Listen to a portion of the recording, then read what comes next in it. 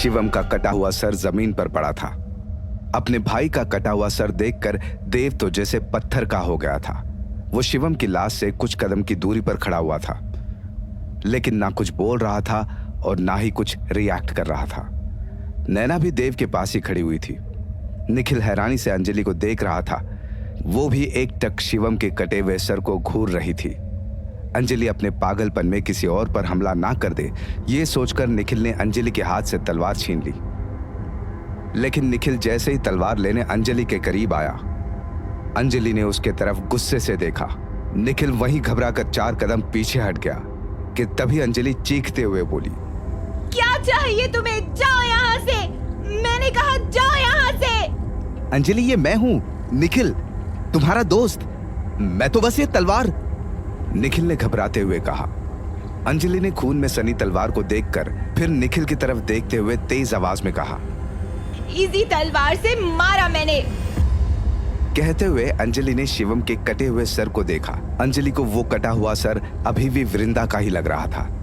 अंजलि गुस्से में बोली, ये वृंदा ये देव को मारना चाहती थी, मैंने इसे ही मार दिया।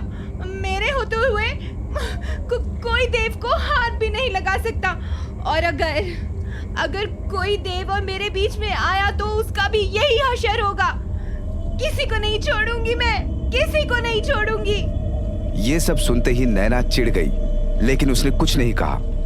नैना का ध्यान इस वक्त देव पर ज्यादा था। देव अभी भी बेसुध खड़ा हुआ था। देव कुछ तो बोलो, ऐसे चुप मत रहो। देखो जो होना था वो हो चुका। अंजलि ने मार दिया शिवम को, देखा ना तुमने, उसने कितनी बेरहमी से। नैना के जबान से अंजलि का नाम सुनते ही सदमे में खड़ा हुआ देव बहुत धीरे से बोला, अंजलि। हाँ, अंजलि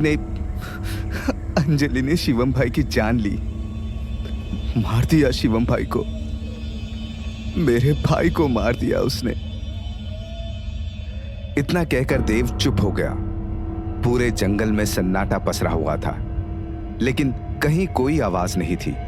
अचानक ही हवा का एक हल्का सा झोंका आया और उसी हवा से एक आवाज निकली जिसने देव से कहा, होश में आओ देव, अब होश में आ जाओ। सच से मुंह मत फेरो, क्योंकि ये सच अब कभी नहीं बदलेगा कि अंजलि पागल है और उसने तुम्हारे शिवम भाई की जान ली है। अंजलि एक खतरा है देव, एक बहुत बड़ा खतरा। ये सुनते ही देव को झटका सा लगा। उसने फौरन ही अपने पीछे देखा, लेकिन वहां कोई नहीं था। क्या हुआ देव? नैना ने पूछा, लेकिन देव ने कोई जवाब नहीं दिया। उसे अब होश आ चुका था। देव ने शिवम का कटा हुआ सर जमीन से उठाया और शिवम की गर्दन से लगाकर रख दिया। इसके बाद देव अंजलि के पास आया। उसने अंजलि के हाथ से तलवार लेकर एक तरफ फेंक दी। देव को सामने देखकर अंजलि मुस्कुराई और बोली, अच्छा हुआ तुम आ गए देव, मुझे कुछ बताना है तुम्हें। अब कोई खतरा नहीं है। मैंने मुसीबत को जड़ से ही खत्म कर दिया। मैंने मार दिया उसे। ये सुनते ही देव ने अंजलि की गर्दन पकड़ ली और उसे गुस्से में बोला, क्यों अंजलि, क्यों मारा तुमने शिवम भाई को? उन्होंने आखिर क्या बिगाड़ा था तुम्हारा, जो इतनी बेरहमी से तुमने? शुक्र मानो कि मैं तुम्हारी तरह पागल नहीं हूं, नहीं तो इस वक्त मैं तुम्हारी जान ले लेता।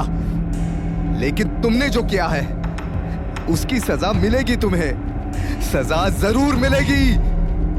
देव ने अंजलि की गर्दन छोड़ दी और शिवम की लाश के पास आकर बैठ गया। देव ने गुस्से में अभी जो भी कहा था वो सुनकर अंजलि धीरे से बोली, लेकिन मैंने शिवम भाई को नहीं, मैंने तो वृंदा को। अंजलि अपनी बात पूरी करती कि तभी एक हाथ उसके कंधे पर आया। अंजलि ने मुड़कर देखा तो उसके पैरों तले से जमीन निकल गई। अंजलि के ठीक सामने वृंदा खड़ी थी। मैंने कहा था ना, आज तुझे देव से अलग कर दूंगी। और देव अलग हो चुका है तुझसे। उसके दिल में अब तेरे लिए प्यार नहीं, नफरत है, सिर्फ नफरत।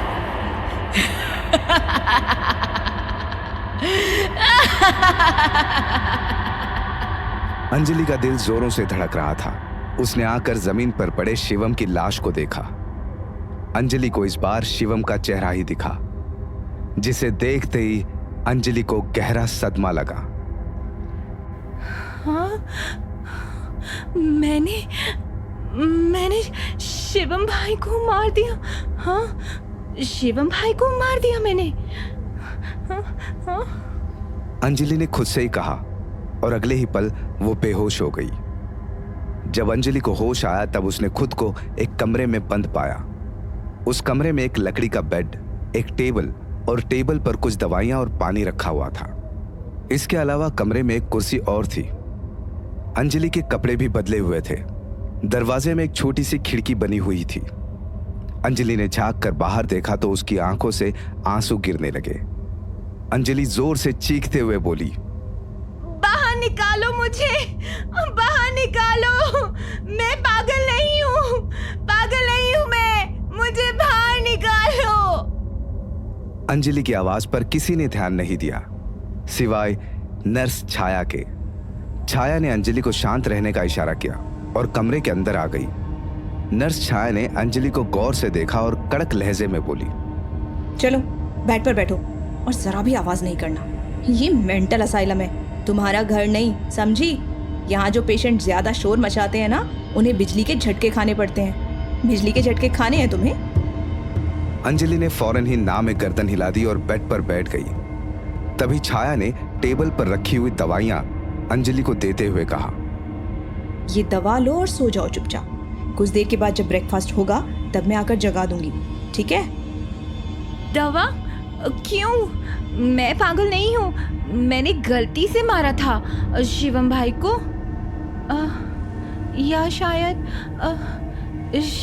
जानबूझकर ही मारा हो। पता नहीं, मुझे कुछ आवाजें सुनाई देती हैं, माँ की आवाज भी, लेकिन वो तो मर चुकी हैं। क्या इस दवा से मैं ठीक हो जाऊंगी? हाँ, तुम बिल्कुल ठीक हो जाओगी। अंजलि की तरफ पानी का ग्लास बढ़ाते हुए नर्स छाया ने कहा। दवा लेकर अंजलि बेड पर लेट गई।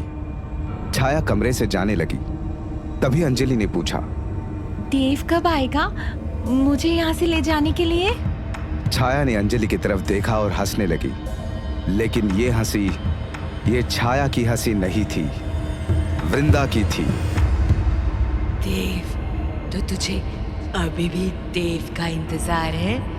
तू तो सच में पागल हो चुकी है। नहीं आएगा देव, अब कभी नहीं आएगा। मैं जीत गई अंजलि और तू हार गई। देव अब नफरत करता है तुझसे, वो तेरी शक्ल भी नहीं देखना चाहता। अब तू अकेली है, एकदम अकेली। अब इसी अकेलेपन के साथ जी और एक रोज इसी अकेलेपन में मार लेना खुद को, बिल्कुल अपनी माँ की तरह। तू कुछ भी कर ले वृंदा, देव आएगा, देव जरूर आएगा और मैं मरूंगी नहीं। अंजलि ने पूरे यकीन से कहा। तभी वृंदा गुस्से में बोली, देव नहीं आएगा, वो इस वक्त रत्नागिरी में है। अब वो कभी आ नहीं आएगा, क्योंकि मैं उसे आने नहीं दूंगी। ले जाऊंगी उसे अपने साथ अपनी दुनिया में, हमेशा हमेशा के लिए।